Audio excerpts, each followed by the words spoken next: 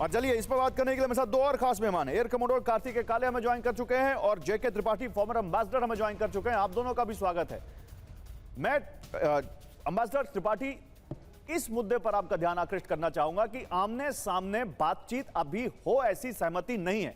अभी शहबाज शरीफ ही इधर उधर जा रहे हैं, लेकिन अभी भी जो ईरान की दो सबसे बड़ी बातें हैं कि भाई हमारी संपत्तियां डीफ्रीज करो, लेबनान में सीज फायर करो, इसको लेकर अभी कोई इतना बड़ा अमेरिका की तरफ से कोई पॉजिटिव रुख आया नहीं है। ऐसे में ये बातचीत कैसे आगे बढ़ेगी?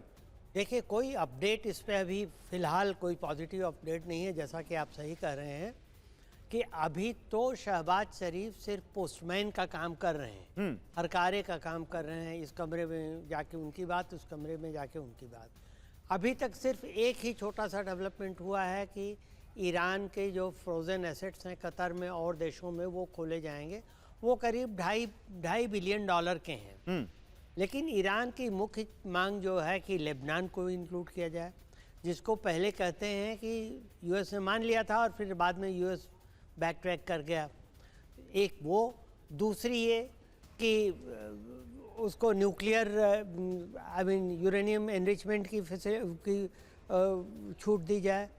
तीसरी उनकी ये है कि हमें आप मिसाइल प्रोग्राम का चालू रखने दें।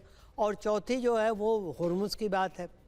तो मुझे नहीं लगता कि इतनी जल्दी ईरान मान जाएगा और मुझे लगता है कि अमेरिका भी अपने स्टैंड पे अड़ा हुआ है। मतलब अभी ये बातचीत लंबी चलेगी, अगर बातचीत होती है, एक टेबल पर आते हैं तो।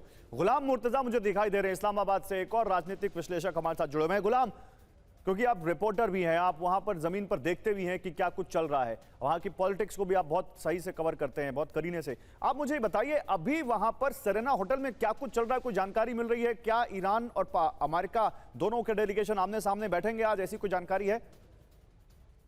जी बिल्कुल, दोनों डेलीगेशन आपस में बैठेंगे। इससे पहले जो मुलाकातें हैं वो पाकिस्तानी वफूद के साथ हो चुकी है। पाकिस्तानी प्राइम मिनिस्टर के साथ ईरानी वफ्द की मुलाकात भी हो चुकी है और अमेरिकन वफ्द की मुलाकात भी हो चुकी है। इंडिविजुअल मुलाकातें भी हो चुकी हैं और दस्तावेजात के तबादले की जो सूरत हाल है उस तक बात पहुंच गई है।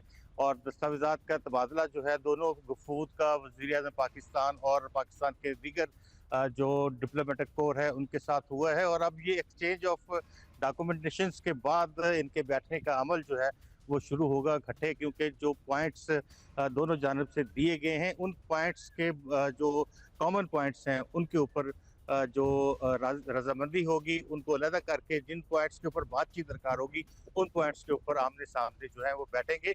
माहौल जो है वो बड़ा पुरअमन है, खुशगवार है और अभी तक की जो बातचीत है वो भी खुशगवार बातचीत जो है अभी तक हो रही है।